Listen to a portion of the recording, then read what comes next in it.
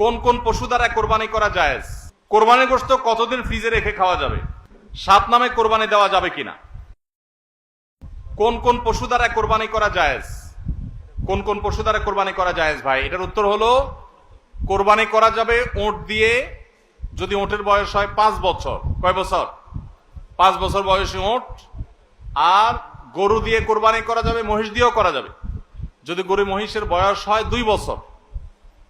আর ছাগল দিয়ে, ভেড়া এবং দুম্বা দিয়ে কোরবানি করা যাবে, যদি এগুলোর বয়স হয় 1 বছর। তাহলে তিন ক্যাটাগরির পশু, উট আর গরু মহিষ এবং ছাগল ভেড়া দুম্বা, এই 3 ক্যাটাগরির পশু দিয়ে কোরবানি করা জায়েজ আছে।